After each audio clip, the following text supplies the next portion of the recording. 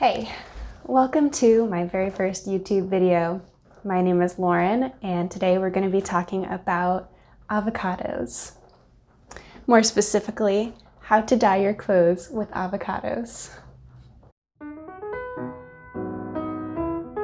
First things first, I started off by gathering a few materials. I got a large pot that I wouldn't be using for food, something to stir with, my avocado pits, and some white cloves. Then I took all of those avocado pits and I scrubbed all of the pieces of avocado off of them so they were nice and clean. I'm using the pits rather than the pits and the skins because I read that the pit gives more of a pink color while the skins will give more of a peachy orange color. So there you go. Alright, now I'm weighing out my fabric that I want to dye. I read that you want to use about 3 to 4 avocado pits per half pound of fabric. Pits per half pound. Then I chopped up my avocado pits into smaller pieces. Not every source that I read mentioned chopping up the avocado pits, but it makes sense to me because whatever is in the avocado pits makes the dye darker, so why not expose more surface area to the water? I read conflicting advice on this, so if anyone knows definitively whether to cut or not, please chime in the comments. Then I dumped all of my avocado pieces into my large pot and brought it to a simmer. You don't want to overheat the water too quickly because that will cause the dye to burn and then it will start to turn brown. Here you can see it's just heating up and a little bit of the color is starting to show. So I checked on that occasionally over the course of a couple of hours, letting it simmer on a low heat. And then I decided to let it cool off and sit overnight. Then the next day, I came back and put a cheesecloth down and strained out all of the little avocado bits.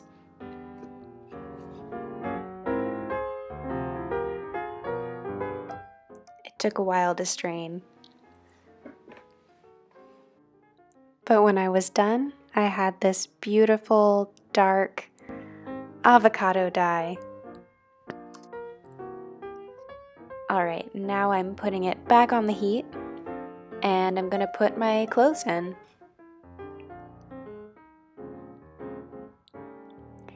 I realize now I should have wet the clothes before I put them in so that the dye could soak through the fabric more evenly. Oh well.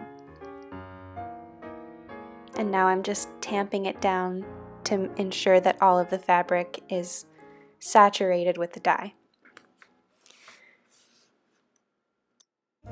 And then I waited while that simmered away. I think in total I left it simmering for about an hour. And when I came back, the colors had definitely soaked into the fabric pretty well. And it didn't look like any more was gonna be soaked in, so I decided to let that cool down and sit overnight. And then I washed and dried the fabric in my washing machine. Okay, let me show you how everything turned out. So first is this apron. You can see that there's sort of a texture going on where the dye has attached to different fibers. It could be a little bit darker, but I think that for an apron like this, it's actually really nice to have a sort of lighter shade. It's very soft, very delicate.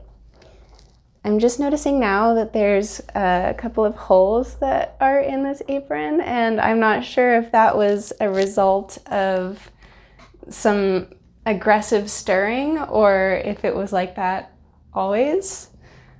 Oops. On to the next one.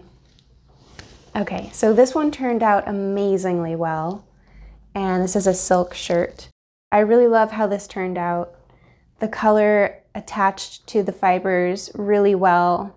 It's much darker than the other pieces of clothing turned out. But I'm really loving also this mottled effect.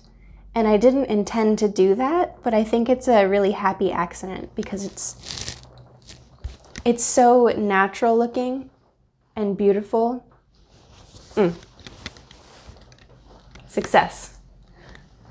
And the last thing I have for you is this sweet little shirt by a brand, I'm not sure how to pronounce it, but I think it is Putu Mayo. The color turned out very sort of peachy, a little bit more towards the orange side, but again, very, very light. If I were to do this again, I would use a mordant to pre-wash the clothes. It helps to fix the dye onto the fabric and make it last longer. Different mordants that you can use are soy milk, aluminum sulfate, and even rusty nails. But I'll dive deeper into that in a future episode. So that is it. I think it turned out really well. There are a couple of things that I would change in the future, but I'm happy with how it turned out. So please let me know if you have any tips or if you enjoyed this video and you want to see more. And thank you for stopping by. Good luck with your plant dyeing adventures.